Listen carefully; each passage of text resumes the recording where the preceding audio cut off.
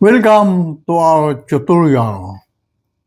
We are now on lesson 6, connecting the wires of three valves, three switches, and source in utility boxes. Let's get started. This is a utility box. The usual use of this box is for mounting the gang switches like this one. This way. Oh, this one. This way. Or this one. This is usually buried in a wall, concrete wall, this one. This is a utility box. This is buried on the concrete wall, as you see that inside. This one. This is a utility box. This is used for mounting the gang switches and convenience outlets. However, we could also join the wire of the bulbs. This one. Switches. This one. And source inside the utility box. I will show you how. Let's scrutinize first this switch. This switch is one gang switch. This is used in concrete houses. This is the front view. And this is the back view. Let's dismantle this switch. This one is a plate, the cover. You remove this cover. You get a flat screwdriver, then there is a notch. Insert the screwdriver, then twist to open the plate. This way. Then this one is the frame. And this is the actual switch out. Oh. This is the actual switch, the lever. And at the back,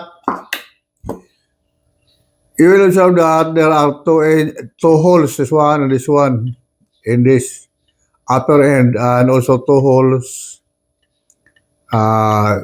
in this lower end. Actually, these two holes are joined inside. So this is considered as one terminal of the switch. This one also, there are two holes, but they are considered as one terminal since they are connected inside. So you will observe the back view, this one. We have the two holes. So we can insert the wire. This is a wire inserted to the hole. We can insert in this hole or this hole. Likewise, below, we can insert the wire here or below. One wire is to be connected to the source, and wire is to the bulb, but they could be interchanged. You will observe that the inside of this switch, this is the inside view. the side view, but the side part. You will observe that we have the lever, this one. Then we have the terminal.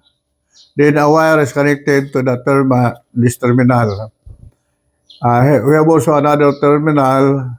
The wire is connected to this terminal. Then we have this lever. If you will press or push the lever down, then the switch is on. So they are now connected. But if you will press the lever off upward, the switch is off. So they are now disconnected. These two wires. We will return the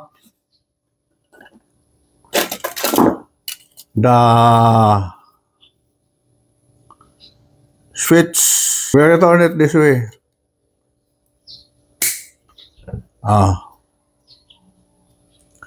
Then we return the cover. How are we going to place the wire inside the hole? This one. Okay. So of course, you have to remove the insulator at the end, or you strip the insulator. How deep is the hole? This one, how deep is it? Is this? There is a measure to this. Here is the guide. This one here is the guide. So that long should be removed from the end so that you can insert it to the hole. This is 12 millimeters. Okay. So you strip the insulator or remove the insulator at the end. This way. Then you insert the wire. You either insert this on this hole or the other hole. So if you insert here in this hole, you push. That is now, the wire is now connected to the switch. Okay. So also with the other end. So this is now the guide, 12 millimeters. You strip the insulator, then you insert.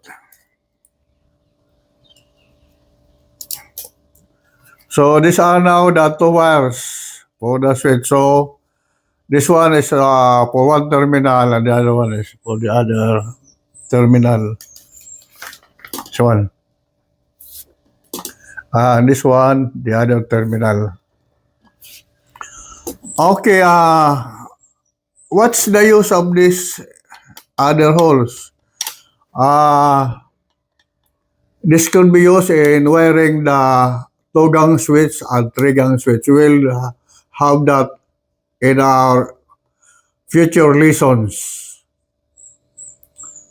How about to remove this one if you want to remove this? So to remove this, you again use a flat screwdriver. Then you insert to this nuts, this one. You press this one, then you pull the wire. Also this one. If you want to remove this one, you insert this, press and remove the, pull the wire. Okay.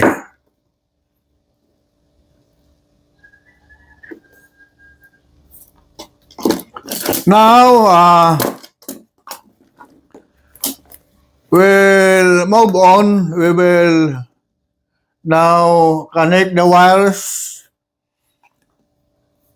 of the bulb the source and the switch inside the before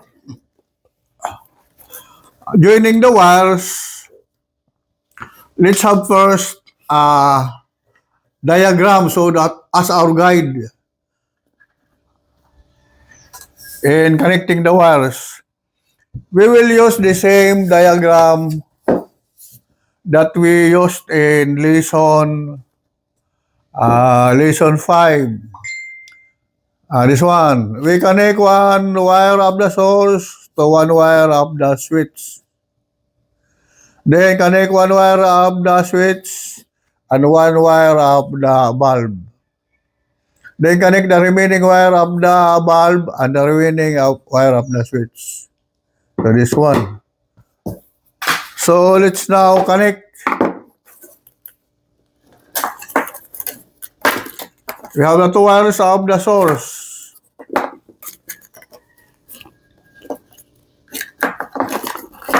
Then we have two wires of the bulb.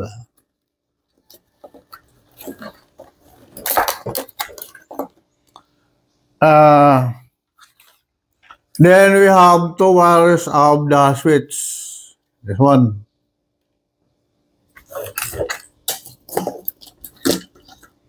Okay.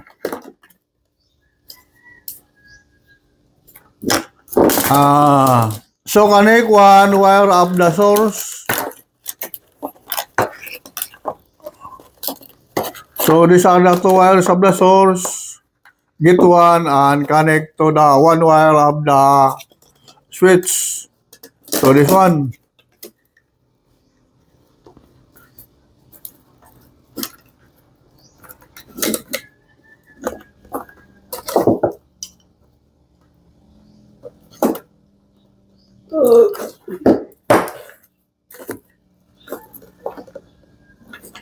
Then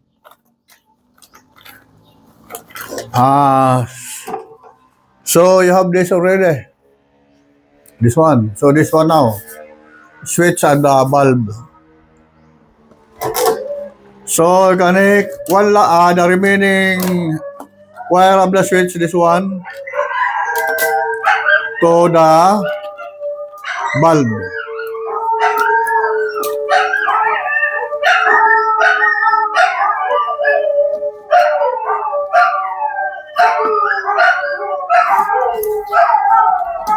And so this one.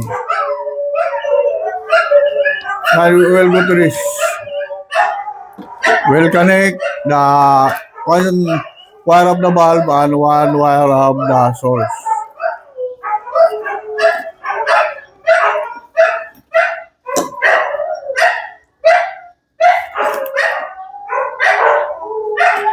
So we have now joined the wires. This one, for this one, for this one, this one. And for the other, this one, this one, this one. So 1, 2, 3. 1, 2, 3. So let's go to the next. So we have here the wire for the bulb.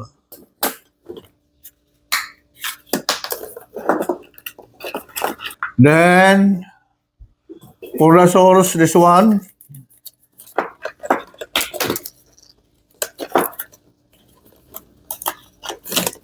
Okay. And let's place a wire on this switch. So again, you measure, then you strip,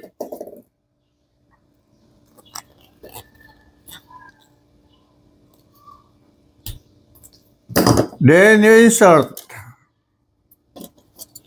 either of the two holes. Insert. Okay. So that's it. We have connected one wire to the switch. Then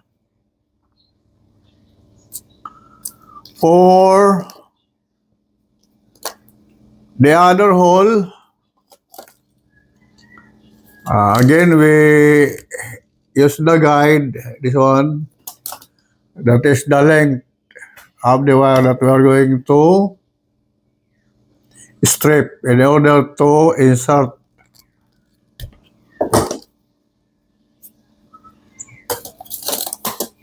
We have this now. So for the 2 wires. Then, we follow again the diagram, this one. One line of the source to switch, then one line of the switch to one line of the bulb, and one line of the bulb to one line of the source. So, we get one line of the source, this one, connect to the switch.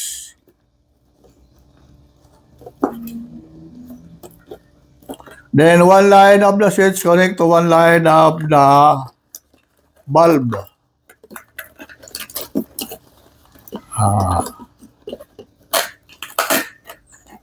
So this one.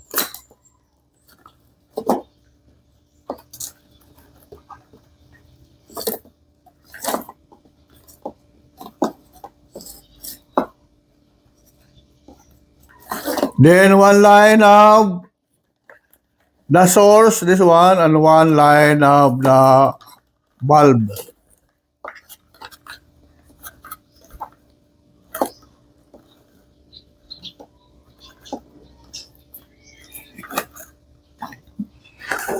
So we have now completed the 3 joints. This one line of the source to switch. This one. Then one line of the bulb to switch to bulb. This one. Then one line of the bulb to source. This one. So how about this source? We are going to connect this. We are going to connect this to this joint. So we connect this to this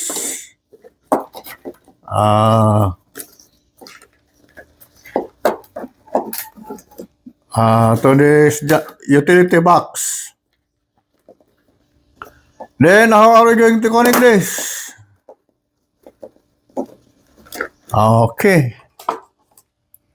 So we connect this wire to the line of the source. So in this connection with the switch, and the other one to the other line of the source with the joint of the bulb. This one.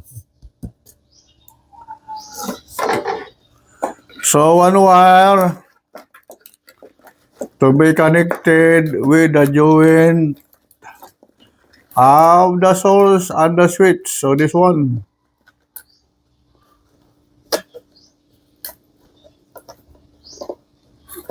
Then the other one, this wire connected to the joint of the bulb and the source. So this one. So we twist properly the joints.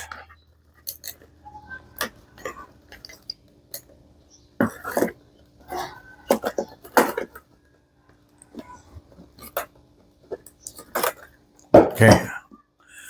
Then we go to the next. We have the source. This will be our source. Then we have the bulb, the wire.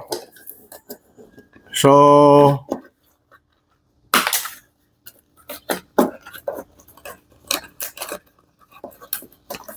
we place inside. Then for this switch, we connect the wire. So insert. This is already strip wire. So insert, then that is already connected. Then for the other terminal, insert.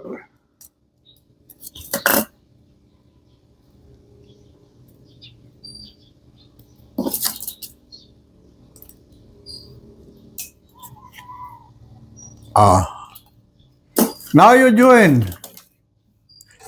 So we are now on this. One wire of the source to switch, another wire of the switch to bulb, and one wire of the bulb to the source.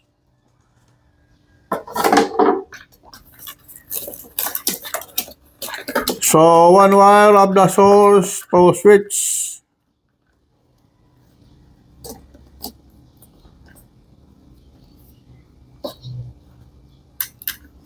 Then another wire of the switch to the bulb.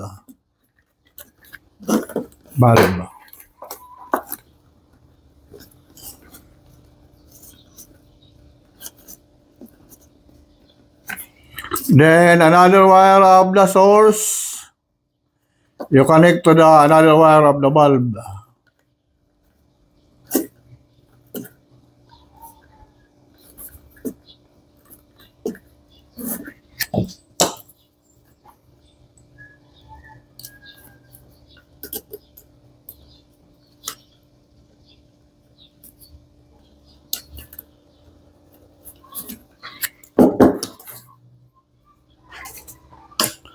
Okay, so we have completed three joints. This one. 1, 2, 3. 1, 2, 3. Okay, how about this one? To the source. So we are going to connect it to this one. So this one connected to this. Other line of the source with one wire of the switch. Then this one to the other line of the source with one line of the bulb. So one line of the source and the switch. You connect.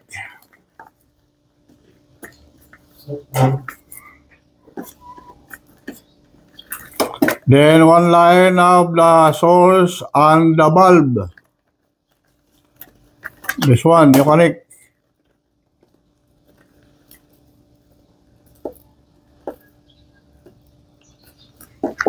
Okay.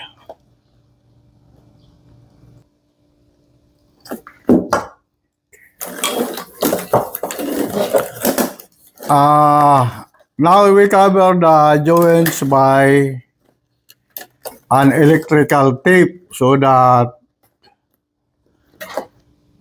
there will be no short circuit.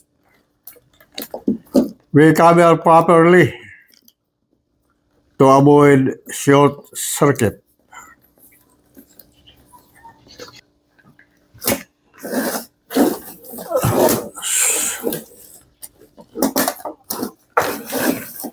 So we have now completed covering the joints. Now let's mount this.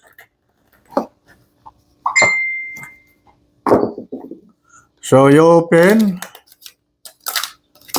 then you mount this here.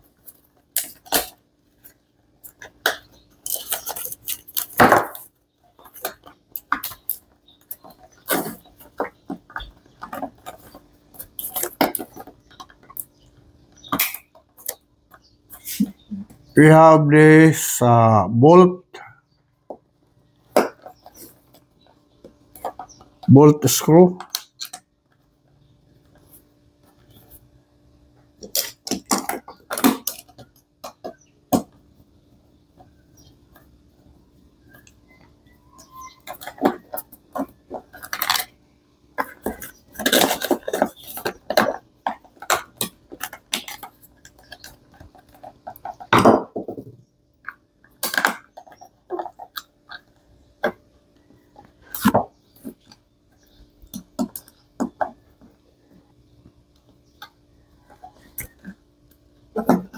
Then you place the cover.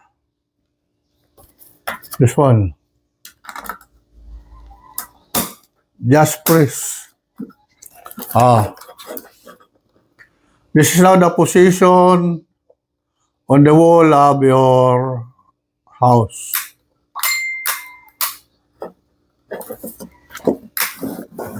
Then let's go to the next.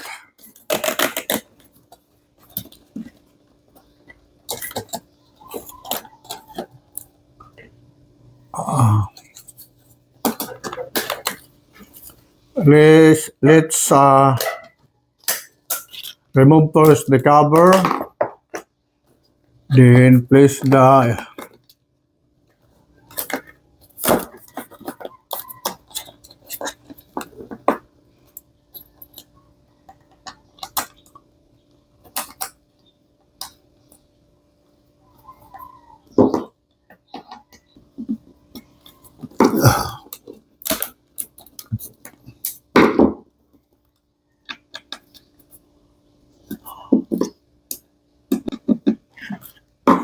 then place the cover. Just press. Okay, that's now the position in your wall of the house. Then let's go to this.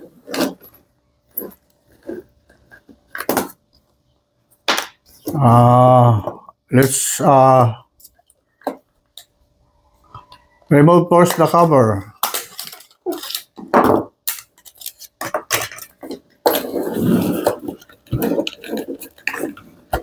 Then press this one.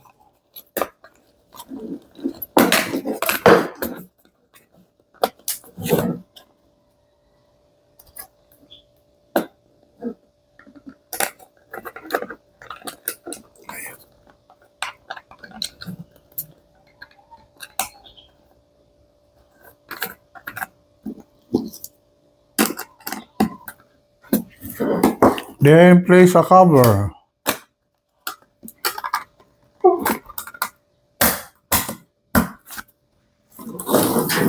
So,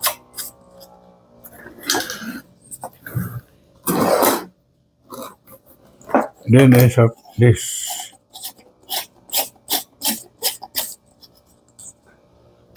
Okay. So we have this now. Kaya this is to be connected to the source of electricity. This is supposed to be connected to the circuit breaker, but since we have not taken circuit breaker yet, and our emphasis is on the joints, so let's connect this to the convenient outlets, since this is connected to the electricity, source of electricity.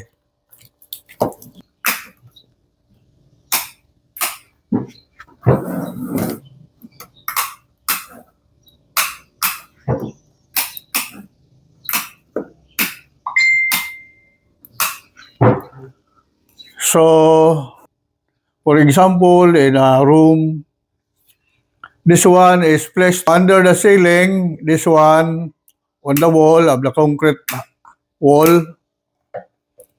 Then, this one also, if this is placed in one corner of the room, also that one, if that is placed in the toilet.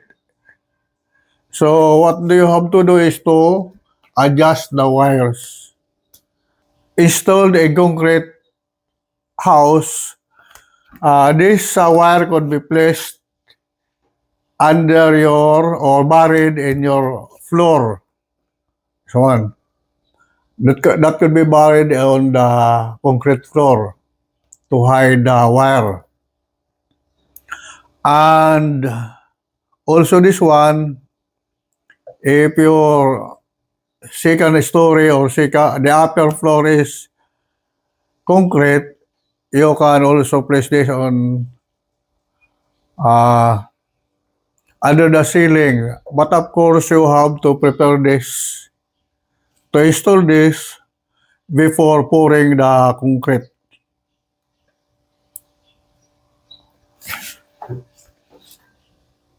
So in this lesson, you came to learn how to join the wires of the source, this one,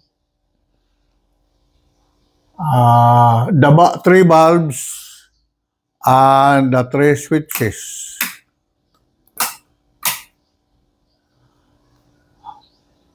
Are you excited to learn more?